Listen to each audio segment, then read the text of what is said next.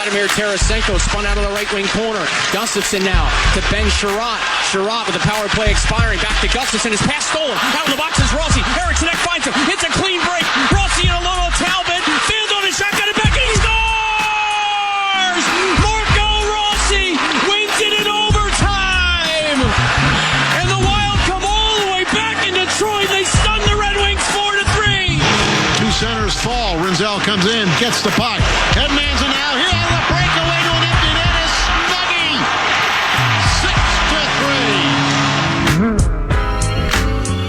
6-3. Mick Talkett. Welcome back. Pat Micheletti, good seeing you, brother. You too. Pat Micheletti, he's Minnesota Hockey Immortality, for he is on the mural at Mariucci. Don't add him. It's at Pat Mick 2626, at Pat Mick 2626. And we heard Joe O'Donnell calling it come from behind victory Saturday out of the Four Nations break at the Motor City Davy. They were down 2-0 in that game at one point, came back and hung a dirty one on the Wings, winning 4-3.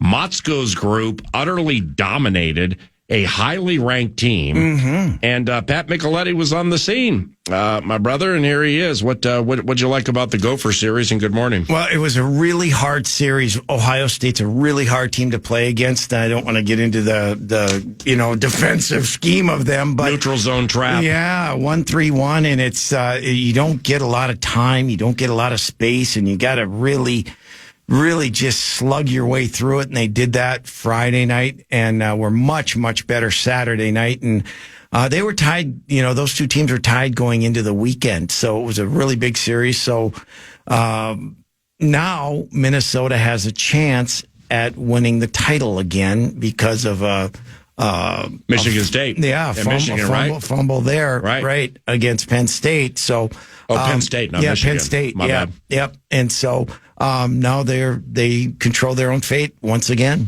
Now, Mick Talkett, year 2 for Oliver Moore. Yeah.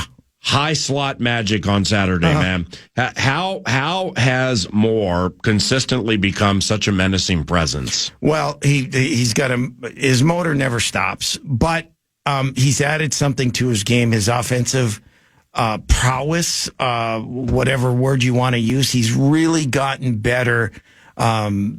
His vision, his ability to slow the game down, but then turn on the jets. He makes it really, really difficult. But he, consistently every night, he's been as good as anybody on their team.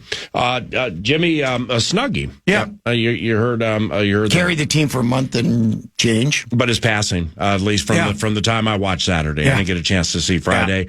Jimmy Snuggerud's passing. I heard you get loud about his passing on TV, man. It was cool.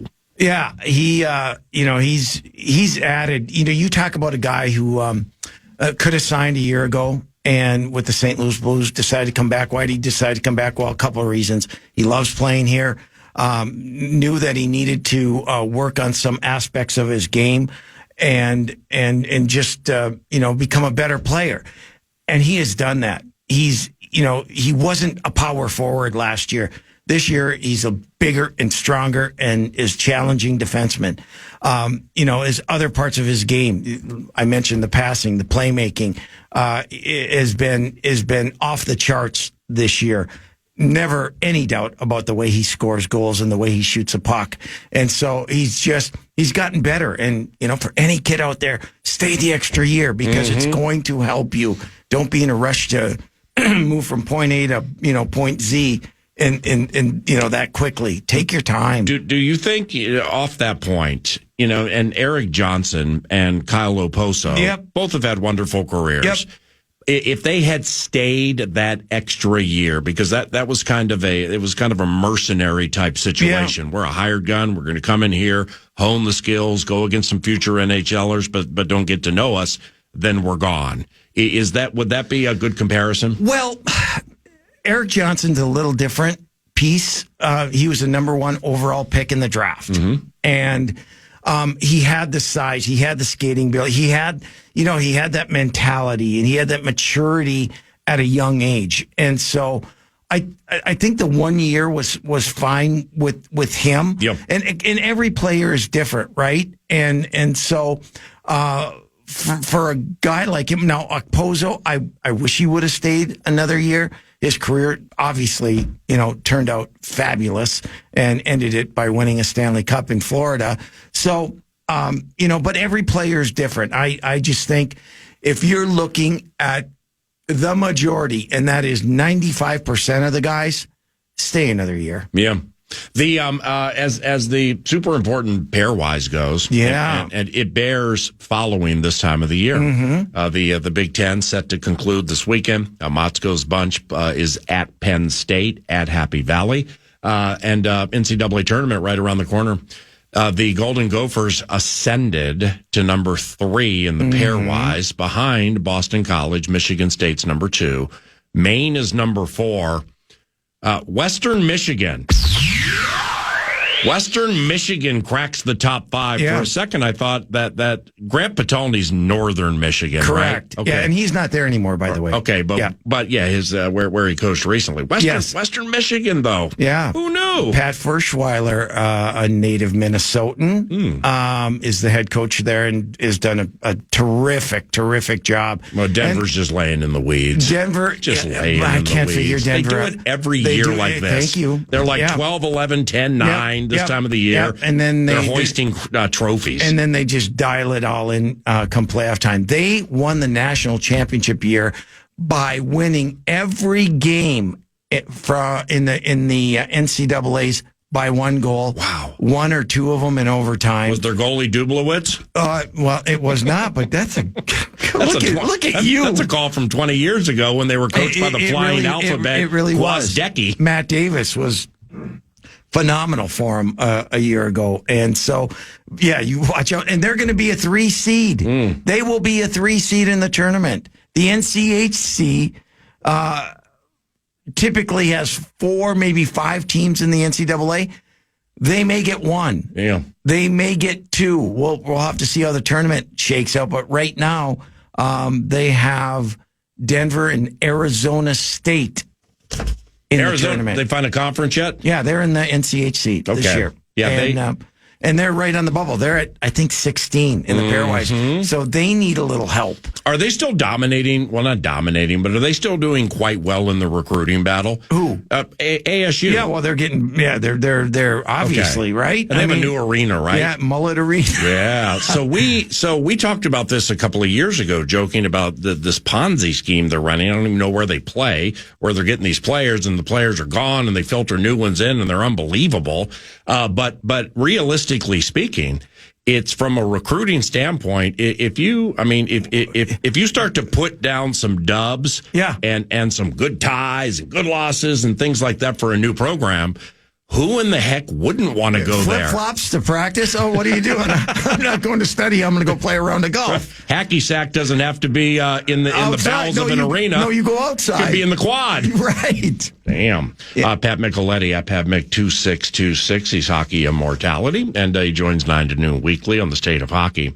Where is the Frozen Four this year, by the way? St. Louis. We're in St. Louis. Yes. Cool. This Connor Kurth, all right? Yeah. I'd heard the name. Number 10, and watched him closely Saturday. He's a bull. He was stealing the show. He's a bull. I don't know what he did on Friday. He was stealing the show on Saturday. Yeah. I love his size, like you just said, 6 feet, 215.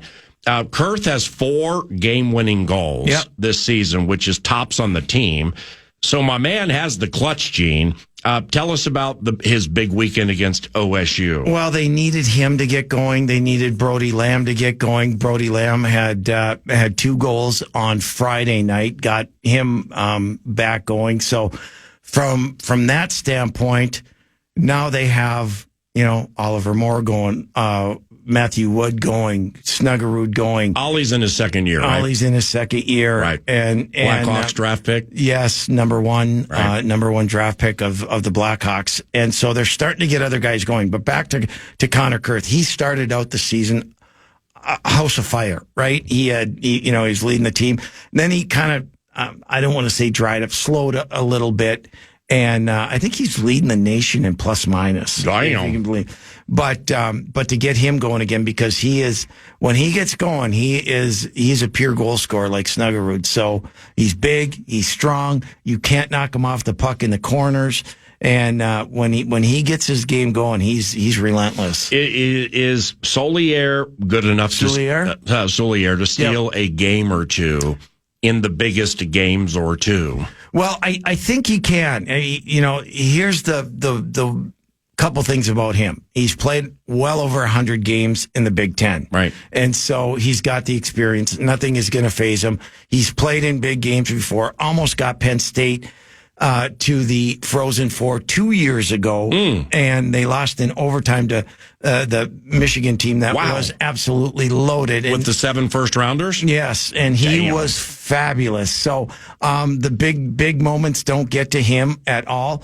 And he handles the puck so well, and it is so helpful when you're talking about breaking pucks out. He handles it, he moves it.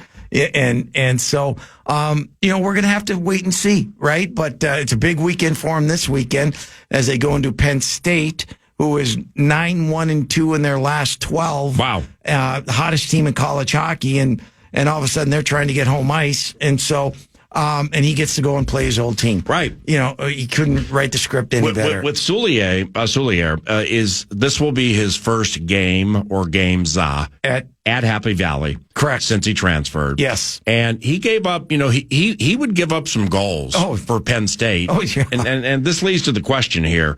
Do the Nittany Lions, are they still all racehorse hockey, trying to throw 60 to 70 shots up every game? It is chaotic. It's tamed a little bit because they have better players, better skilled players. They have the leading scorer in the country, Aiden Fink, leading scorer in the country, just a dynamic player.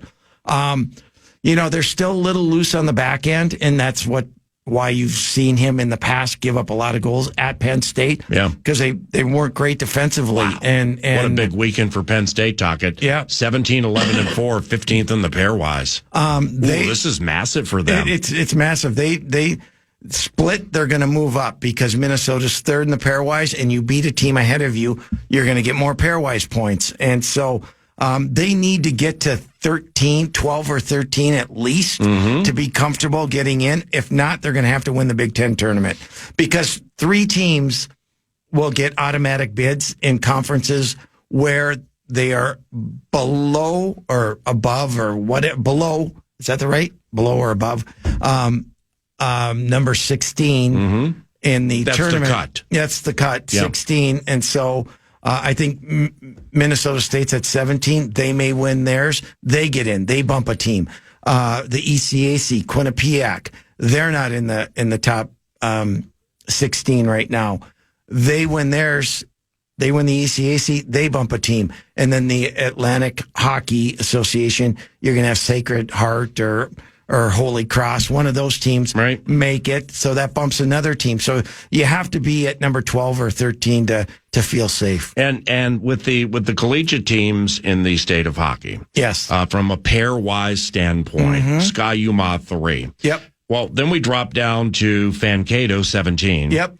St. Cloud State University, Larson still coaches there, right? Correct. 37. Duluth, 39. Yep. St. Thomas, 41. St. Thomas right behind Sandlin and ahead of Bemidji, which is 46. Yep. What do you think of all those numbers? Well, St. Thomas is not eligible for the NCAA this year. They will be next year. And, a team like Bemidji State could get in at number, what they say, what are you at, 40-something? 46. Scott Sandlin's team could get in. Where were they at? But they have to win their conference tournament. Right. And that's where it gets dicey with the pairwise, because if one of those teams wins, it knocks a number 12 or a number 11 out of the tournament.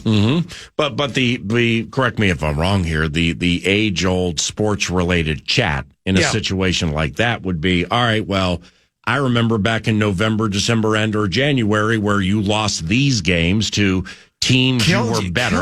And you got a little lazy. Yep. And instead of going 2-0, you went 0-1-1. And funny, you need these points now. Destroys you. Yep. And it hurts you in the pairwise when your non-conference games, when you lose a non-conference game in October, November, you get totally destroyed. And that's part of the problem with some of these teams that are on the bubble right now because they didn't take care of business early. Tocchet, last one for the Golden Gophers hockey program.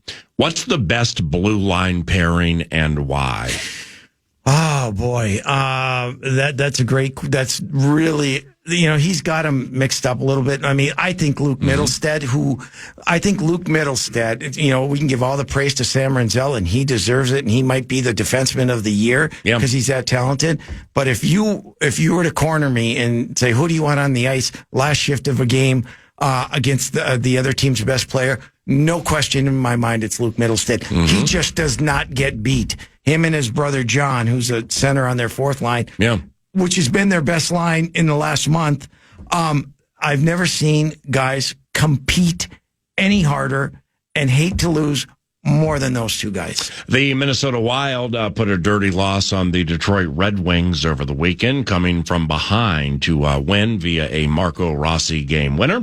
That and more with Pat Micheletti next on KFAN.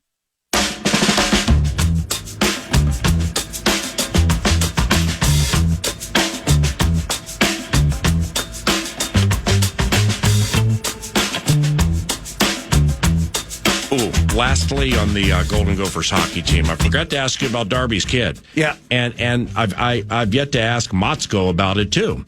And he's a freshman, and he doesn't play as much as some others. And quite honestly, I mean, I've probably seen him play a grand total of 8 minutes, simply because you're focusing on Snuggerud and the goalie and just so many things going on.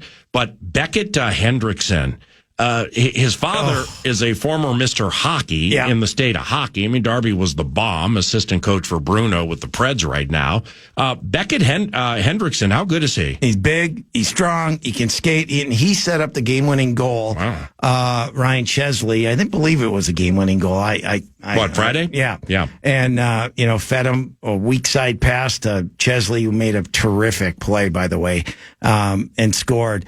But he just gets better and better. I mean, he's been part of what I think has been their most effective line in the last month, which they call it the fourth line. Him, Mason Nevers, and John Middlestead.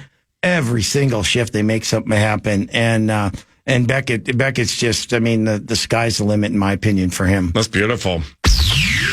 Wild came back nicely at Detroit. The Wings were 15-5-1 after that coaching change to McClellan.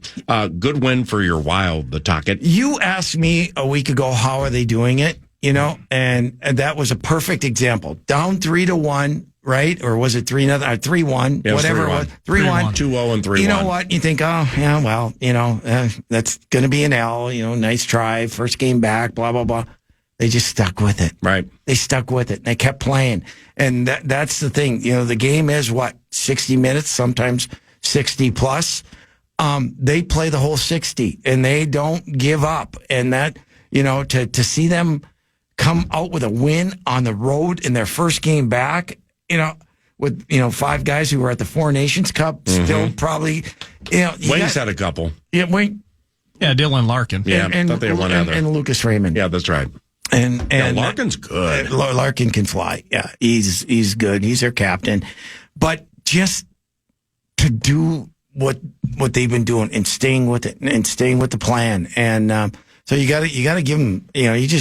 You clap your hands for them the way that they stay with it. Coaching changes, in-season coaching changes in hockey everywhere. You could go coach the Utah Hockey Club, and you'd go on a 10-game winning streak just because. If spotting up were legal in this state and we followed it more closely, at least yours truly, and we can go back and look at this and see what it looked like. I mean, but like I said, McClellan came in, and they went 15-5-1, so they're 15-6-1, and they were horrific. But in hockey, these in-season coaching changes, the teams jump out of their skin for about 2 or 3 weeks. Yeah, guys will say before the change, I'm good, I'm trying. But there's something. It's just like snap the fingers, I'm back to who I am, or I got a new lease on life, right, or whatever, or we do as a team. And it happens everywhere. It happened remember Edmonton last year? Yes. They lost 15, they ended up winning like 17 in a row. You don't win 17 in a row or in the National Hockey League, but they weren't going to make the playoffs, and then they end up in the Stanley Cup. Any idea when Kaprizov returns? No clue. Yeah, same here. Yeah. Well, what about was it Guerin that kind of alluded he might be out longer than originally anticipated? You missed that, didn't you? Yeah, he's going to be out longer. That's super than negative. Anticipated. A lot of people speculate. I have no idea. But there was no anticipation on his return. No, I mean, during the season, they initially like said 4 weeks. Oh, right. Yeah, once you throw that 4 weeks out there, whether or not that's an estimate, I think people glom onto that, right? Because I even kind of did. It's like, okay, he's a month. Yeah. And then Guerin said what he said, and it was like, oh, this and is now ugly. people are saying, well, now you're going to be out for the whole year. I have no idea. Right. No one has any idea except for them, maybe. Brodeen. It feels like he's playing quite well these days. Yeah, yes, but can he stay healthy? Mm-hmm. He's missed a ton of games this year, and you hope that he stays injury free the rest of the year. But that's a wild card for him. There's no question. Both him and Spurgeon, right? And so we're just going to have to wait and see. Boldy's gifted, and we've always known that since his debut basically in his hometown. And with his family there, he beats the Bruins in a game winner. Yep. I mean, it was just a surreal, phenomenal debut for Matthew. Yeah. He's gifted, he's skilled, and he's, would you call him fast, or he has enough speed? He certainly has enough speed. He's very good in the corners, too. Yeah, he's got good speed. Just very tenacious. Yep. His work, at the Four Nations, I mean, he fit in with the biggest of the big ever to big. And I think why it was important is that now he can say, I'm as good, and I'm as good as that guy. Right. I'm better than this guy. And so, that just automatically should, I think he's going to finish the season extremely strong just because of that, because now he's going to go back and think, he's playing against guys that, great players, right? Yeah. National Hockey League, don't get me wrong. Yeah. But I'm better than all these guys. It's Little Caesars Arena, right? Yes. Yeah, it's an original six hockey crowd. Yes. They get it. Yeah. There was a moment in the first period, but Boldy got the puck, or his name was announced. He got an ovation. Yeah. It's like he's on the other team, not a rousing standing ovation, but they remembered the name from the Four Nations, and there was some clapping in appreciation. And here's the defining moment for me and for him, I think as a player, is when Brock Faber got lambasted, clean check by DeBrincat. Yeah. He went barreling in to try to get after the guy who hit Faber. And 2 years ago or last year, he would have just, darn, whatever. Right. He went in there like, you're not going to touch, that guy. So he showed a little bravado there too, which I thought was wonderful. Well, with Brock Faber, how closely, and this question I'm going to ask, perhaps he is considered the best defenseman in the NHL, but here's the question. How close is he to being considered the best defenseman in the NHL? And are there a bunch considered better? Well, I mean, just look at the collection of defensemen that were put together at the Four Nations Cup, right? You got 4 teams, you got 6 days, you got 24 guys. Yeah. And I would say about 15 of those you could put in a category. And he's right there. Is there a better shutdown guy? I don't know. I take him. Jacob Slavin, his partner. I mean, he might be the best. But are they ever going to get the Norris? Probably not, because they're not as offensive. He pinches responsibly almost every single time. Intelligence. And he's so fast getting back if he made a mistake. He's an elite skater. And, he doesn't, he's not 6'4", but boy, oh boy. Oh, he's tough. Yeah, he's tough. Isn't that the key, though, is he's not putting up the numbers maybe of a Cale Makar or somebody else. Yeah, I mean, he's not letting anybody on the other team score, but he himself maybe not as active offensively. And listen, let's face it, the guys with the points win the Norris. Plain and simple. Yeah. That's it. But Cale Makar also defends, right? And Quinn Hughes, and he's pretty good. they defend too. But to literally, he's out on the ice 3-on-3 against Nathan McKinnon, Sidney Crosby, and that other guy, Connor McDavid. Yeah. And not tonight. And he's playing 30 minutes a game. And he's playing 30. Unbelievable. He led the Four Nations Cup in minutes played. Yeah. How tough is that, by the way? And I know he's young, but I was looking at some stats, and I saw he played 28 and change in that finale on Thursday night. Played 30 the other night, right? And then he comes back with 30. I mean, is this kid just insane? Absolutely. I mean, just ageless and tireless. How hard is that? I can't even imagine. And that's knowing how to preserve your energy. Also, I think there's a, he doesn't have to go 100 miles an hour the whole time, right? And so, it's preservation of your, your stamina. He does look pretty chill out there. Yeah. At times. Yeah. Pretty unflappable. And loves the game. Right? So is this, could Four Nations, at least in the short term, almost be like resistance training? Because I saw Boldy on Saturday, and he had I thought, a really good tournament himself. He was there in that onslaught of Binnington and OT, and I think it was Matthews who put one on net. The rebound,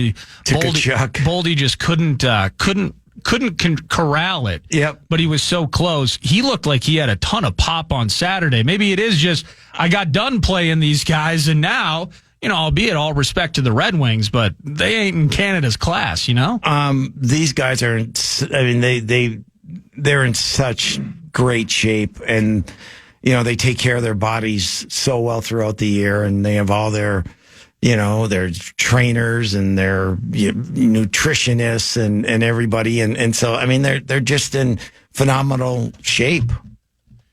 So with this team now moving forward, like Hartman still on suspension, do we know when he is slated to return? The team mostly healthy, save for Kirill, but we're kind of waiting for Hartman, how he fits back into the mix. What do we know? Well, what do we know is that I really truly believe that this team needs another forward, maybe two forwards, to be quite honest with you. They're going to need more depth scoring. I think they might look at even adding a defenseman, if they can. And that's the $1 million question, right? Are they going to be able to make a deal? Because their cap situation is horrible. So are they going to, ask somebody to waive their no move? That very well may be. And it's happened. I don't know if there's interest in some of the players that Minnesota has that have no move deals, but they've got to do something for the playoffs, because I don't know if they have enough depth right now. Well, that's where I'm kind of confused though, because of the money situation. It's LTIR, it's guys up and down. I mean, Vinny hit a Stroza scoring all these goals. How about that? Vinny? Yeah. But then in the end, all this attention now post Four Nations does go to that. I think it's next week, the trade deadline. Yeah, March 3rd. And so whatever they're able to do, I'm very confused by that, but it sounds like they are very cap strapped. Yep. So we'll be having to navigate some no trades if they do make a move. Yeah, I think that would be, if they want to make a straight hockey trade, that may be the avenue, their only avenue they have to go to. Now, LTIR, I'm not familiar with all of the rules.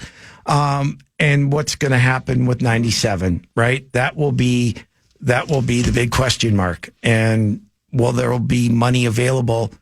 That means you're saying he's going to be out. So we're not breaking news here, but Foligno is such a menacing presence. Yep. And he you could tell it was vivid, at least to yours truly in the Wings game. Is he makes the opponent do things more quickly than they want to do things, and it leads to turnovers, dump and chase, change, stuff like that. He's just such a menacing presence. And how about the game time goal the other night? Right. That was a heck of a shot. He was kind of handcuffed a little bit, and he snuck it by a Talbot, who was in net for Detroit. Yeah. But you know what? He's a perfect guy on the third line. Is Talbot their first goalie? No chance. He's been their guy lately. Yeah. Crazy. Yeah. And so, but no, he's been just fine for him. We have a couple of local teams scheduling quirks this week. One impacts the Wolves and the Thunder. It's just amazing. Those teams played a game that combined for 253 points. Yeah. And they depart to 215 from Signature, get to OKC, and they're playing tonight. But later in the week, so the Wild have Larkin here on Tuesday. Then they're at Utah and have McKinnon on a back-to-back. So they're at Denver in the altitude on Friday after Utah. And then come right back. And Denver and the Avalanche don't play on Thursday. So that's a scheduling quirk right there. The Tocket. Yeah, it is. And, it's not like they're not used to it because that happens every year in the National Hockey League. But, you got to play all 82, right? Yes, sir. Thank you for stopping by. Have a wonderful week. Great to see you. Are you? Have fun in Indianapolis, by the way. Appreciate you. TV, radio, both, or what? TV this weekend, Big Ten Network, both nights. 2 big games against Penn State. Mm-hmm. So, thank you, my brother. Thank you. Pat Micheletti at Pat Mick 2626 via the X machine. News du Nord is around the corner on KFAN. Welcome back. It is News du Nord on 9 to noon, and it's always brought to you by The Casino at Canterbury Park. CanterburyPark.com, feeling the felt all year long. Poker, blackjack, table games. Had a buddy there yesterday texting me. He didn't get a key to the money room, but I know he had fun and even took home a couple of bucks from Canterbury yesterday. He's going to go and give it back, I would imagine, this next weekend. But that's the fun about it, is having a blast. Poker, table games, and blackjack all year round. Sips at Chips, live racing in the spring. It's a party at Canterbury all year round. The Kentucky Derby is approaching. It's the first Saturday in May. There are a lot of prep races around the country for the Derby, like the Rebel in Hot Springs, Arkansas, took place yesterday. And I was there both days racing against Sam Sansevier from the K102 Morning Show. Oh, the Skijorian. Oh, it was phenomenal. It was saw a video of it. You beat her, didn't you? About 450 yards down the stretch they come on kayaks pulled by either horses or these unbelievably fast mules. So it's the point being here. Yeah, I won 2 of the 3. Nice. I won Saturday and then we split yesterday. But it was, it had to be the biggest crowds we've had for ski joring, which is horses pulling skiers, and they do a lot of tricks and they race and things like that, and people just really loved it. So on behalf of Canterbury Park, the Card Casino was packed around the clock pretty much, and the racetrack, we had to have 5, 6, 7, 8,000 people there with that nice weather each day. That was beautiful. So on behalf of the racetrack, thank you very much. Now, you mentioned the prep races for the Derby. If I want to go and I want to watch some of these, I can probably go to Canterbury and do the whole thing, set up. Say they're 10-horse fields. Like, say the Rebel at Oaklawn and Hot Springs, Arkansas was a 10-horse field. Well, the all 40, all 4 legs for each horse, the all 40 is there to be broken down from the Rebel, the Florida Derby when it takes place, Santa Anita Derby. Is the Arkansas Derby in the mix? The Arkansas Derby is part of the Dirty 30. There we go. When we start talking about John Calipari and that basketball team, but 3-2. The Rebel is the big prep for the Arkansas Derby. Okay. So that bad boy's coming up probably like 3 weeks from now. So if you're into the Kentucky Derby and you come to Canterbury and you wear the beautiful hats and the nice bow ties and everything, it's always a very, very popular day in Shakopee. You can break down the all 40 or the all 44 or the all 48 if it's a 12-horse field. Via YouTube with these prep races, and maybe spot yourself up and make a little money. I'm going to start by flexing your elite hockey mind before we get to the Hoops team. Oh, thank you. Non-Minnesota Wild related. We talked about it with Micheletti last segment. Wild win 4-3 in OT on Saturday. Is this Stump the Snob on hockey? It's a home and home. Detroit Red Wings here tomorrow. You guys played Stump the Snob without me. Yeah, well, we had to. The Snob was when I saw it on the set list, and I'm in Oahu, and I'm like, damn. They're playing Snob. I wanted to dip my toes back into the water. And as you mentioned during the feast, you said, hey, I'm going down, setting it up. I had options, ended up choosing Hawaii, and it was gorgeous. I didn't realize, I think is kind of how you paraphrased it. Yeah, it was kind of a tough week for sports. So, Stump the Snob returned on Wednesday. And I love it. It was indeed a blast.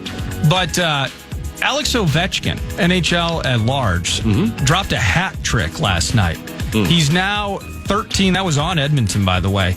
He's now 13 away. Wow. Edmonton played yesterday, too? I believe this was Sunday. Yeah, it was yesterday. Wow, how about that? McDavid steals the show, becomes captures the imagination of nations, and then all of a sudden Saturday he's in Philadelphia playing the Flyers, and they get killed. And then he's got to play back to back with travel. It's Connor McDizzle. Give him a break. Yeah, Connor needs a little sleep. But they got smoked. They absolutely, as a matter of fact, it was 6-3 in Philly and then 6-3 at Washington. The hat trick by Ovechkin. And I'm just curious. I mean, I know that I don't believe as you had your Joe Theismann jersey from years gone by that you also had a Gretzky jersey, but you're paying attention. You went to, speaking of the Capitals, you've been to Capitals games in the way back, growing up in that area. Does it hit you when I say Ovechkin is 13 goals away from tying Gretzky? Wow. And it's a similar amount of games played. Oh, it hits and me all hard. of that. Now, Gretzky does have, I think, 1,200 more assists than Ovi has. Yeah, we're happy for Wayne. But kind of the idea of this was a guy in Gretzky, the great one, that nobody was ever going to catch. And I don't think they'll match his point total ever.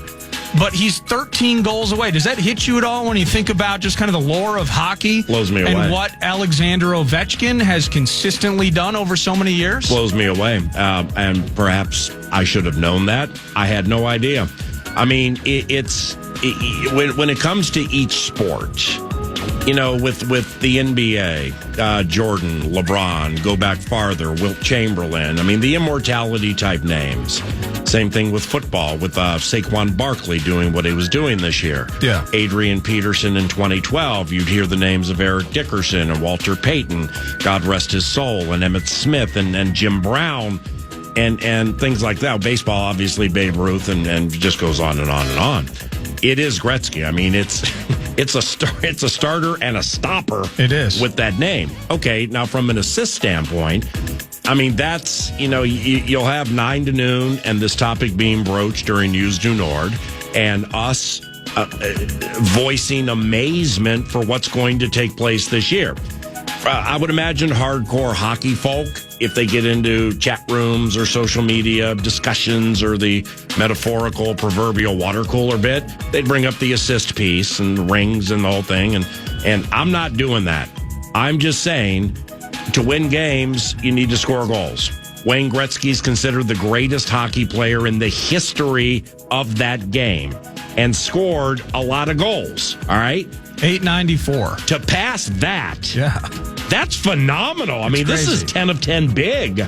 And you can play the Eras game, too. Yeah, but he Bigger didn't pads. forecheck. Yeah, correct.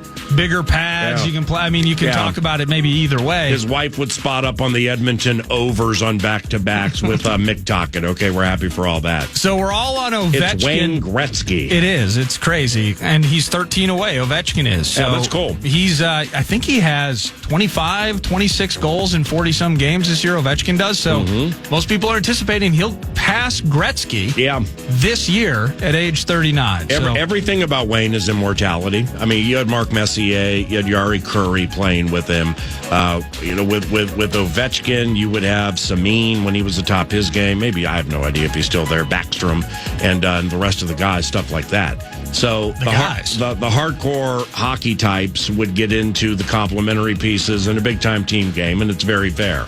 And there are things with Wayne, with his stick handling, the ability to control the puck in congested, claustrophobic areas while not breaking speed.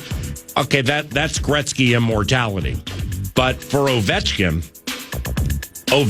power play immortality from the left circle. From the spot, That's the greatest ever. It's unbelievable. I mean, honestly, right of the goalie, the left circle, it's pass, set it up, get somebody to take an L, pass it through the slot, and there's the slapper from the circle. They'll cycle it for a minute 45 to just set him for up. one good one. Yeah, that's hockey immortality, that whole scenario. And they knew it was coming. Yeah.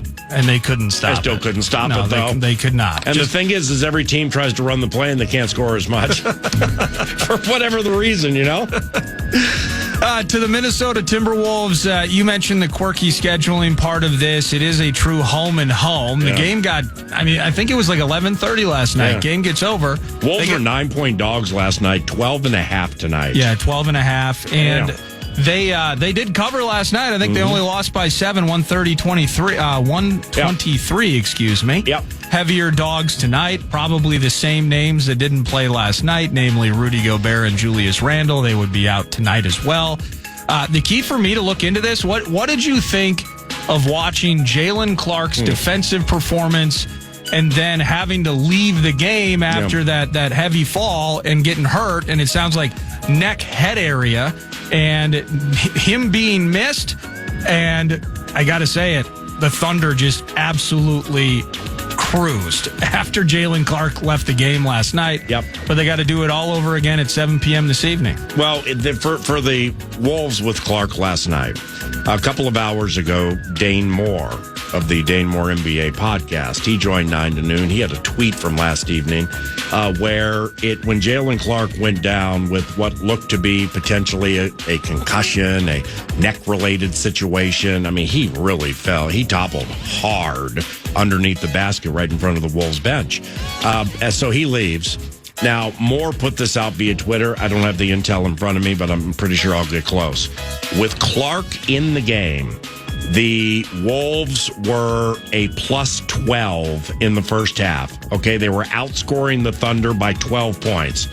He leaves, and I think this was for the entire second quarter, and they go minus 17. Yeah. I mean, so that, it was a game of runs. It looked in the first quarter last night like Oklahoma City was going to win by 30. Yep. Like you mentioned earlier, top of the show when we dropped some highlights. I mean, Edwards was shooting them out of the game in the first quarter. But that frequently can be a Naismith-related mirage because basketball has 3, 4, or 5 runs in games. Runs being 6, 7, 8, 0, like that. Yeah. So therefore, Ant couldn't find a shot, and OKC was running away from him.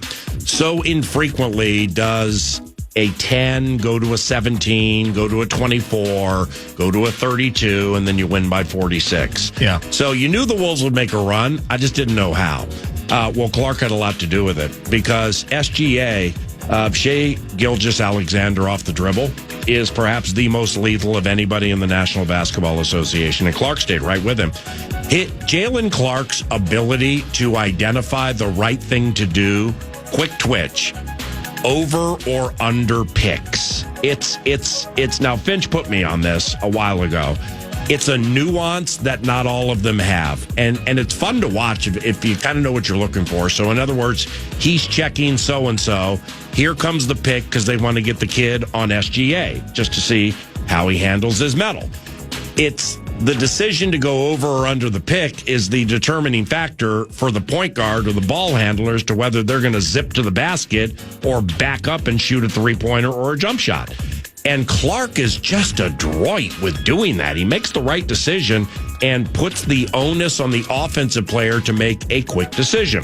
So SGA got into the key a couple of times, and Clark would not let him by. And then there goes Gilgeous-Alexander, pump fake. Clark just stands there. Pump fake, just stands there. And then finally forces him 4 feet away from the basket to throw up this wonky right-hander that misses. Wolves tear away and score. Yeah, now Jalen Clark being the collegiate defensive player of the year, that's one thing. At the amateur level, this is different here. Yeah. Like Jamal Shed, who plays for Toronto. Shed, I believe, was the defensive player of the year for the Houston Cougars last year. He was. He plays a little bit. He ain't Jalen Clark.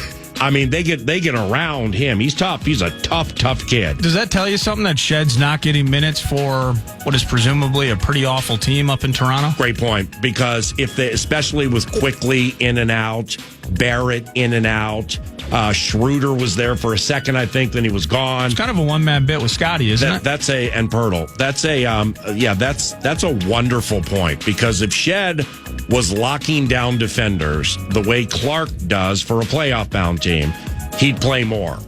or they're playing games and he's really good defensively, and they've seen things against Brunson, Trae Young, some of these Eastern Conference studs, where they're like, we're going to pull back on this because we need to lose games.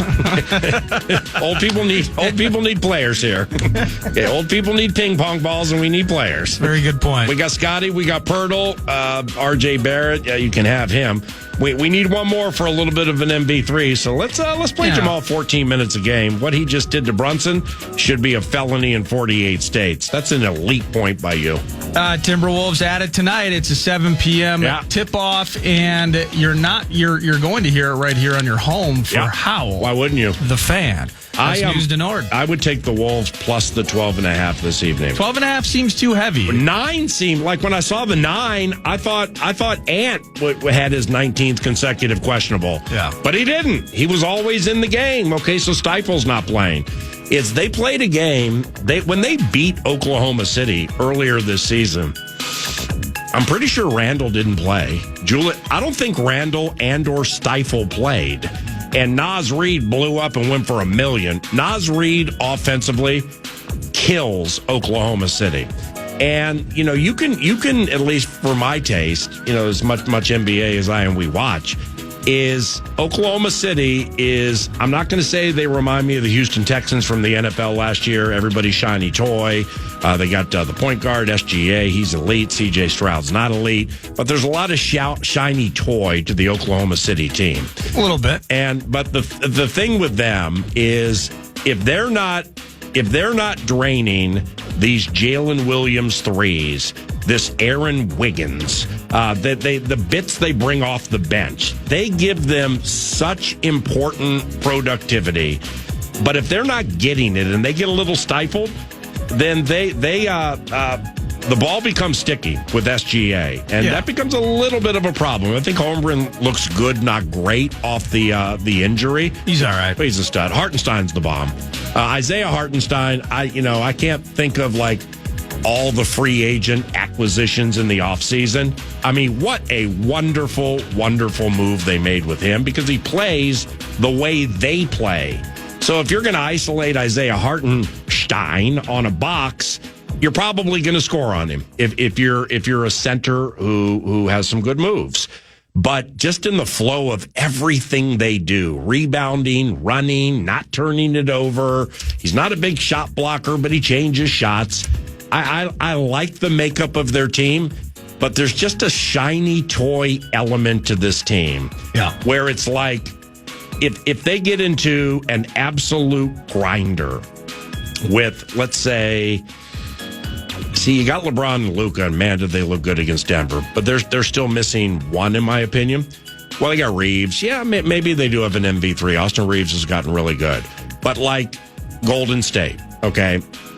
Steph, Bulldog, and Draymond Green. That's an MV3. They are all tough as nails. Butler is rejuvenated. Yeah. I mean, they're really, really playing well together, him and Steph. It's fun to watch, too. That'll work for the rest of this year and maybe next season. Well, I'm more focused on the Western Conference team to get to the finals. Yeah. Because now Dallas got there last year. Oklahoma City kind of looked like it was sitting on it last year and absolutely looks like it's sitting on it this year. There's just something with the shiny toy that I think if you have if you have the dogs like Butler, Draymond, and Steph, is you can beat them. Is you can beat them if you put pressure on them they're not used to facing, where others within the Western Conference are used to facing a high degree of pressure. Man, that'll be interesting to see what happens tonight. They did face the Thunder just before the break. That's when it was. So it was similar. It was no Rudy. Yep. It was no Julius. The key was 10 triples off the bench last night for OKC. They didn't get that in the first one. Did we win that game or lose? Wolves won that. Yeah, Wolves won it, that just right? Before the pause. Yeah.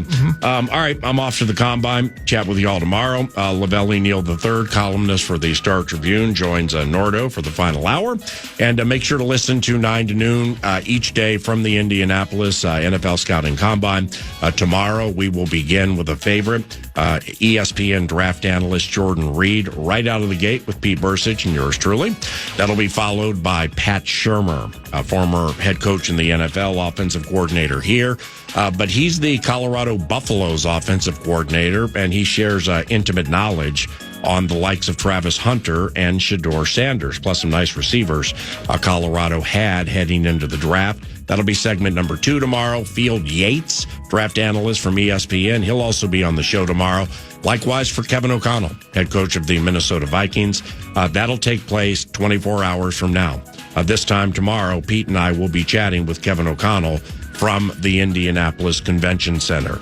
We have a couple of shows there, Tuesday and Wednesday, and Nordo will be producing, and we thank you for listening if and or when you do. You're listening to FM 100.3 KFAN, your home for everything funky and fun.